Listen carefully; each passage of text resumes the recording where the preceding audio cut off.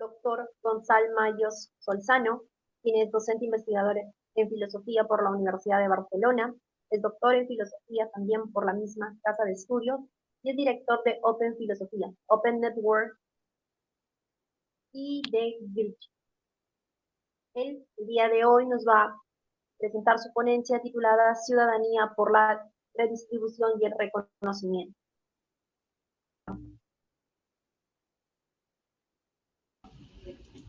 Buenos días, es un placer volver a estar, aunque solo sea telemáticamente, con Lima, con la Universidad Nacional San Marcos, con todos ustedes, con la Fundación Friedrich Ebert. Es un placer saludarlos, Joan Lara, por supuesto, amigo, colega, con Raúl Teco, que efectivamente nos hemos encontrado alguna vez, con mis colegas Arturo Lucas Cabello y Carlos Amat y León Chávez, que hoy hablaremos más, ¿no? Nos tocará hablar un poco más. Saludar también al profesor Miguel Polo, amigo, y también agradecer pues a Leslie Hernández, Caterina Hernández, pues la atención que nos lleva, y a todos los demás que claro, bueno, que no puedo mencionar a todos, pero que Internet nos permite ir viendo que van entrando amigos y eso nos gusta mucho, nos anima, y no los mencionaré, pero que sepan que, bueno, que agradezco la atención entrando a discutir, a debatir sobre estas cuestiones tan importantes. Entonces, bueno, pues iniciaré ya la cuestión principal.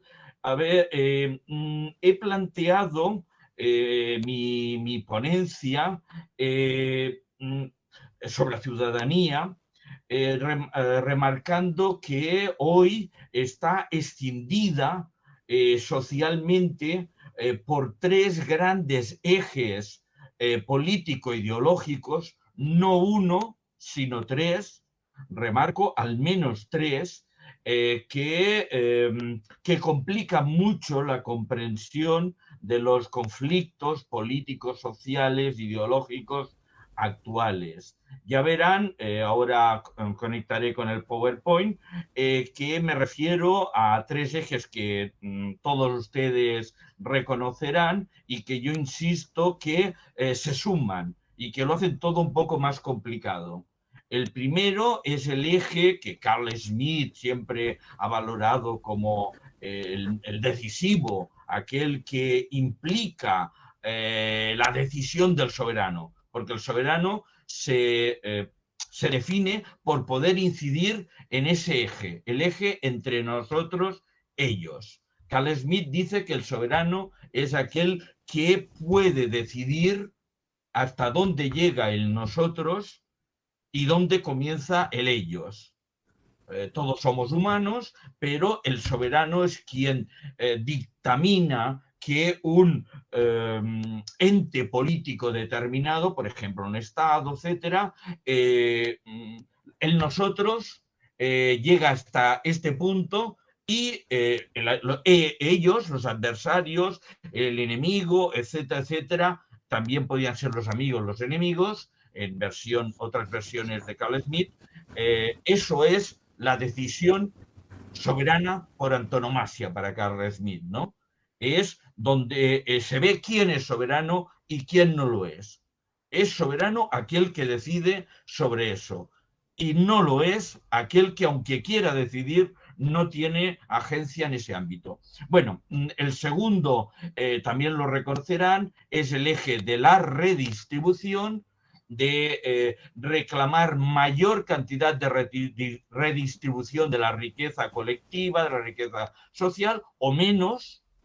Y en tercer lugar, el eje del reconocimiento de las diversidades sociales, internas, de las minorías, de las minorizaciones, etcétera, etcétera.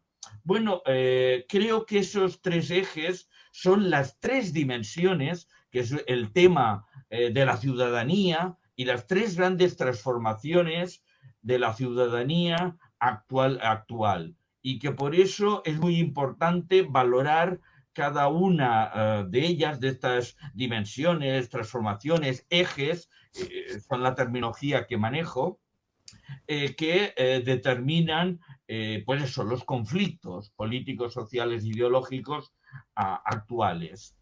Como ven, intento ir un poco más allá de la tendencia que todos tenemos en privilegiar o pensar que solo hay un único y gran eje político y reivindicativo.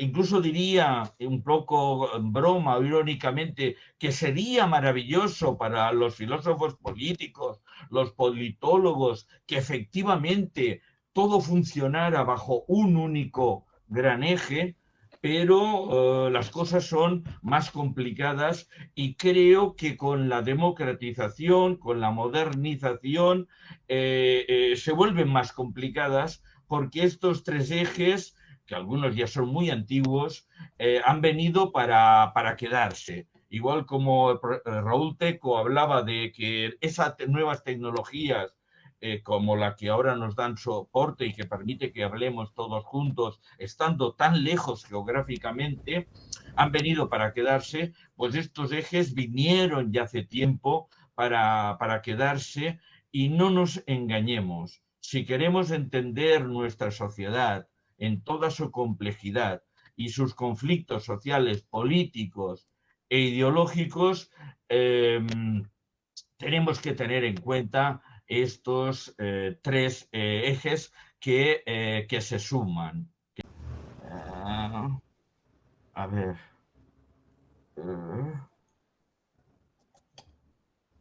Vaya por Dios. Bueno, cosas de las nuevas tecnologías. Lo intento un poco más. A ver, compartir. Ahora. ¿Ahora lo ven? Ya, sí lo vemos. Ahí lo vemos. Sí, ahora sí. De acuerdo. Perdonen, ya, como hablábamos, estas tecnologías han venido para quedarse, pero todavía nosotros estamos un poco en otro mundo todavía, ¿no? Bien, bueno, este es el título, diálogo demos, etcétera. A ver, pues he dicho que son tres ejes, tres dimensiones. El primero, remarco ese eje que Carl Smith ha destacado, nosotros, ellos. No quiere decir que solo haya esta dicotomía, sino que hay una variación sutil desde el extremo solo nosotros, y entonces habría sociedades tremendamente xenófobas, opuestas a cualquier intromisión de algo que no sea la pureza del nosotros, de los y otras que en cambio serían más abiertas a esa perspectiva, donde reconocerían algunos de ellos, aunque creo que hay que ser sincero y realista y decir que creo que probablemente no hay ni ha habido nunca, quizás la habrá, ojalá, una sociedad que reconozca todos los ellos. Es decir, quiero remarcar ese aspecto. Entonces, Carl Smith lo resaltó, lo he mencionado, y para poner unos ejemplos que se vean, pues hay que ir incluso en la Grecia clásica, el origen de nuestra cultura mayoritaria y tal, porque hay otros orígenes, en donde pues esos maravillosos griegos, la distinción nosotros ellos era muy profunda. En las sociedades tradicionales, esa creo que era la distinción decisiva. Luego se añadieron los otros dos ejes. Piensen ustedes, para los griegos, la distinción profunda que había entre ellos, los griegos, y los bárbaros. Pero luego, en cada polis, había la diferencia entre el ciudadano y el meteco, aunque fuera griego. Piensen que Platón tenía que proteger y acoger en su casa a Aristóteles, que era meteco, aunque era griego, etc. Y claro, cada vez que Alejandro Magno adquiría más poder y amenazaba la hegemonía de Atenas, Platón tenía que proteger más a Aristóteles y Aristóteles tenía que marchar de Atenas muchas temporadas porque tenía problemas efectivos, ¿no? Aún más, había las distinciones entre eupátridas en Grecia y los patricios en Roma respecto a la plebe. La distinción entre señores y esclavos. Luego, con el feudalismo, esto continuará con los siervos, etc. Distinciones que conocemos todos: conquistadores, conquistados, colonizadores, colonizados. Hoy mismo, la cuestión de los inmigrantes. Todo eso remite a ese gran eje muy complejo, mucho más complejo que la dicotomía que plantea Carl Schmitt, que a veces se vuelve, pues eso, dogmático trascendente, esa teología política tan dura de Carl Schmitt, donde parece que nosotros y ellos no admita matices. Sí lo admite y hay que tenerlo en cuenta. Entonces, primera dimensión, esta. Digamos que con el tiempo, con la modernización y con la industrialización, han aparecido otros ejes que parecen más importantes e incluso parecería, y me pareció y ha parecido durante bastante tiempo en mi generación, que ese eje del nosotros-ellos no era tan importante. Pero ya vemos que ha vuelto con fuerza últimamente con los populismos y que, por ejemplo, era el eje clave para Donald Trump, por ejemplo, ¿no? Make America Great.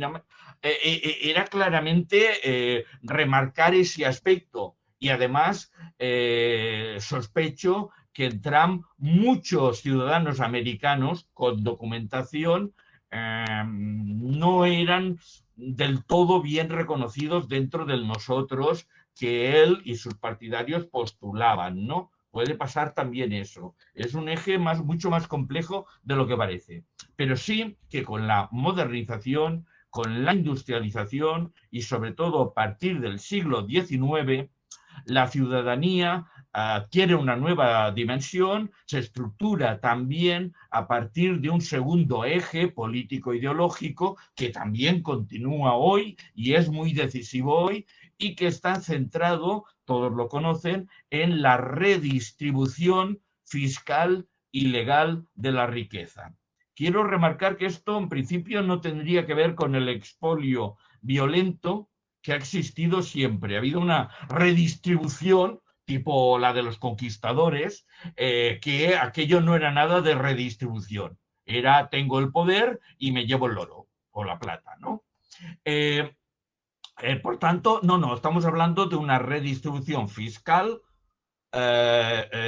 formulada por leyes, calculando perfectamente qué parte de la riqueza queda redistribuida a otros grupos menos afortunados sin que eso damnifique, la gente se queja, pero es una restricción fiscal legal, aunque a la gente no le pueda gustar o quisiera más, y eso es parte del conflicto político. Ese eje, digamos, en mi generación, en cuanto yo me formaba, me decían, es el único eje, era el único eje, los otros no tenían importancia, nosotros, ellos tampoco, y digamos, era un eje que, para decirlo rápidamente, todos lo recordarán, en un lado estaba los que defendían que hubiera más redistribución, digamos, el comunismo, el socialismo matizaba un poco más, la socialdemocracia matizaba un poco más, pero eran movimientos que redistribuían bastante, y otros que redistribuían menos, también por orden. La democracia cristiana admitía en ciertos momentos una redistribución caritativa, un capitalismo caritativo, etc. El liberalismo, incluso Adam Smith, Ricardo, admitían una cierta redistribución. El neoliberalismo, bien, parece que se muestra más restrictivo, aunque también en todos estos grandes ismos hay matices importantes, hay matices importantes. Pero en conjunto definía un gran eje en función de mayor redistribución o menor redistribución. Y cuando yo me formaba nos situábamos ahí dentro, ¿no? Y en función de, y nos enfrentábamos en función de ese eje. Bueno, ese eje se convirtió, esa dimensión, en hegemónica. En aquellos tiempos prácticamente era muy difícil discutir que hubiera otros ejes y pareció convertirse en el único eje relevante. Y eso lo he escuchado en derechas e izquierdas, ¿no? Gonzalo, el único eje importante es este. O al menos fórmulas del tipo, al final, en última instancia, todo se dirime en este ámbito. Bueno, yo creo que para ser finos en el análisis, no niego que este eje es muy importante. Buscar el dinero es la riqueza, la economía, es un punto sólido siempre en todos los conflictos, ¿no? Pero para hacer un análisis fino, un análisis, creo que hay que atender también a los otros tres ejes, porque aunque sí que es cierto que muchas veces se superponen. Y no hace falta alargarme demasiado para argumentar que muchas veces aceptamos redistribuir más con aquellos con los que nos identificamos más, los que nos sentimos como más nosotros, como nuestros amigos. Y con nuestros amigos aceptamos eso, que nos pidan más impuestos. Pero en cambio, con los otros o con los que no son tan amigos, ellos, pues nos mostramos más duros también en lo redistributivo.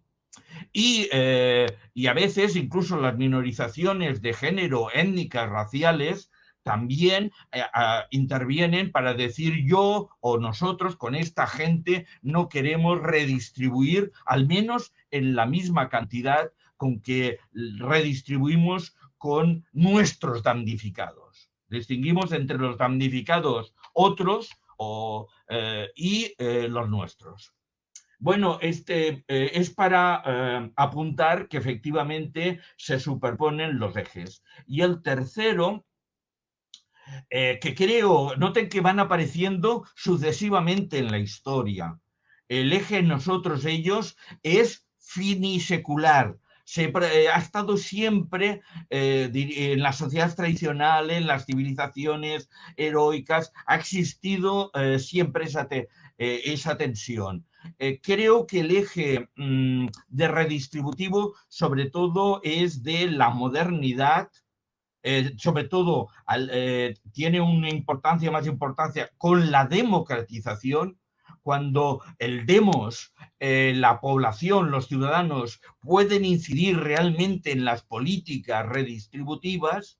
Y el siglo XIX el conflicto allí fue básicamente pero no solo. Y en cambio ya en el 20 yo lo situaría a partir de los años 1960, con los nuevos movimientos sociales que creo que hablaremos aquí en la próxima sesión. La ciudadanía incorporó, se estructuró con una nueva dimensión, con un tercer eje político ideológico que se añade a los anteriores y que continúa hoy. Es decir, que hoy tenemos tres. Quizás en otras épocas hubo momentos en que solo hubo dos, incluso en algunas probablemente solo uno, pero ese no sería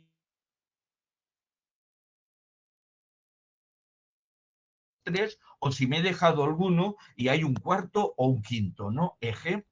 Bueno, pues este tercer eje, tercera dimensión, está centrado en el mayor o menor reconocimiento de las diferencias sociales internas y en la relación con las minorías o si incluso, si me permiten, los minorizados. ¿Por qué utilizo esta fórmula que todos conocen? Hombre, porque tiene un poco de escarnio decir que las mujeres son una minoría, por ejemplo. ¿Por qué? Porque todas las estadísticas dicen que hay un poco más, no mucho más, pero sí un poco más de mujeres, de número de mujeres en el mundo que de hombres.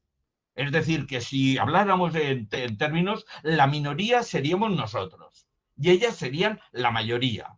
Pero claro, como la hegemonía es la que es, y no voy a entrar en patriarcalismo ni nada de eso, pues parece que son minorías, pero en realidad son minorizados.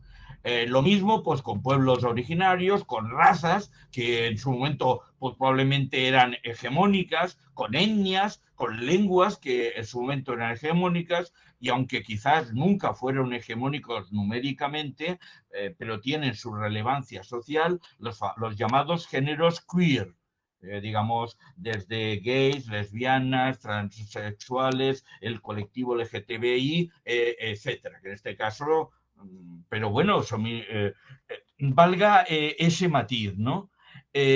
Constato que este eje no está totalmente separado de los otros dos, que se superpone, que el eje nosotros e ellos, con sus matices, el de la más retribución, menos retribución, con todos los matices, se superpone con estos tres, con este tercero del reconocimiento.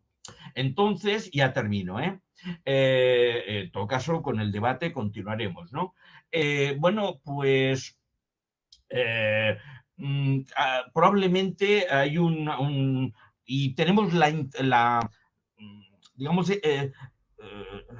lo noto en mí mismo, pero lo noto con mis alumnos, etcétera, la voluntad de querer reducir los tres ejes a uno solo, aunque sea difícil, matizando, etcétera. Con el tiempo me he vuelto escéptico en la reducción. Ha habido momentos en que entendía por qué se decía y me marcaba, pero constato que yo diría que en las sociedades avanzadas, con gran democratizadas, el juego político, ideológico, de partidos, de conflictos, de politizaciones, se ha complejizado y al menos tiene estos tres ejes. Puedo reconocer que en entornos o sociedades autoritarias o con gobiernos dictatoriales, algunos de los ejes disminuyen su importancia. Por ejemplo, hay sociedades donde el reconocimiento de las minorías de género, eso que hablábamos ahora, para nada. Es decir, es muy limitado y por tanto sí que puede haber sociedades donde el eje del reconocimiento sea prácticamente muy pequeño el juego que dé, ¿no? Eso da mucho que pensar, ¿no? Y lo he pensado y podemos hablar de ello. Pero para no alargarme, termino con la conclusión de que, bueno, que mi opción, analizando, digamos, la realidad social y los problemas políticos, es que aunque quisiera, porque sería más fácil, ¿no? Ayudaría a que los análisis fueran más directos y más fáciles, no barajar tanta complejidad. Pero creo que de momento estos tres ejes han venido para quedarse de momento. Quizás haya un retorno autoritario, dictatorial, donde, por ejemplo, el tercero casi puede pasar, digamos, con una dictadura de talibanes en Afganistán, ¿qué puede quedar del eje del reconocimiento? Entiendo el problema. Y ustedes me podían decir, perdone, profesor Mayos, pero en Afganistán ahora ese eje ha desaparecido. Yo creo que los talibanes pueden incluso decir que el eje redistributivo ha desaparecido. Y que al final lo que queda es un eje que tiene que ver con el nosotros-ellos de los creyentes y los no creyentes. Noten ustedes que con los populismos de derecha y de izquierda ha vuelto con fuerza el eje de nosotros-ellos, que parecía bueno, que afortunadamente incluso se había suavizado, se había relajado y que no era tan pregnante en su violencia y en su impacto en las sociedades y en los conflictos sociales, en menos en el último pues 60, 70 años, etcétera, ¿no? Al menos desde el final de la Segunda Guerra Mundial y de ciertos conflictos muy duros. Pero, insisto, y lo podemos debatir, creo que eso sería cómodo para el análisis de la ciudadanía, de sus dimensiones, de sus transformaciones, pero orden en el que han expuesto. Doctor Gonzalo, de acuerdo a su ponencia, ¿qué implicaría para usted ser un ciudadano por la redistribución y reconocimiento? ¿Qué lo caracterizaría en especial?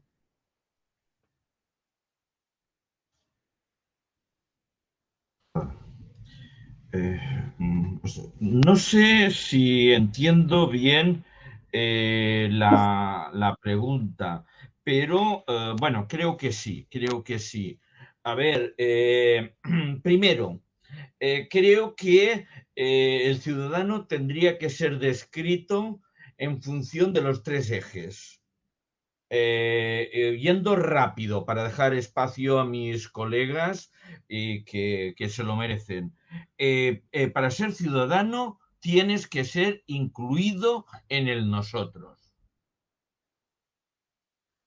Ser excluido del nosotros te quita totalmente, digamos, la categoría de ciudadanía y por tanto todos los grupos que han visto vulnerada ese ser, ser considerados nosotros, allí se han jugado totalmente la ciudadanía. El soberano de Carl Smith es aquel que puede decir: ustedes, mujeres, talibanes, por ejemplo, no son ciudadanas de primera. Y ya no digamos de segunda. Con la redistribución. Creo que ser ciudadano comportaría un mínimo garantía que en una buena sociedad, en una sociedad de bienestar, como dice el profesor Carlos Amat, incluso Amat y León, incluso la nuestra, debería garantizar que aquel damnificado que lo ha intentado, pero que ha dado damnificado, ya sea por una enfermedad como el COVID o porque su empresa se ha arruinado, su cajero automático ya no le da dinero, sea de alguna manera la sociedad le redistribuya para que su vida no se vaya al garete, como vemos en tanta gente. Y en el reconocimiento que sus necesidades de eso, de reconocimiento, de ser admitido en su diversidad, en su peculiaridad. Piensen en cosas como actitudes sexuales, de género, etcétera. Eso es ser ciudadano. Que si eres gay, esto no te condena al ostracismo. Que si eres negro, no quedas excluido. Que no se te echa del nosotros. Y que si tienes mala suerte, si eres damnificado, si eres viejo, si has envejecido, no serás olvidado y lanzado a una especie de cloacas o de desecho humano, como ha sucedido en muchos casos. Creo que ser ciudadano, y por supuesto, que tu voz sea reconocida democráticamente. Eso es ser ciudadano. Y entonces remarcaría los tres ejes junto con ese eje magno de que tu voz valga, sea efectiva, tenga poder, un pequeño gran poder. Gracias, Leslie. Creo que es una gran pregunta. Muchísimas gracias a usted, profesor Gonzalo. Qué grandes ideas. Y esta idea de nosotros permite configurar y entender mejor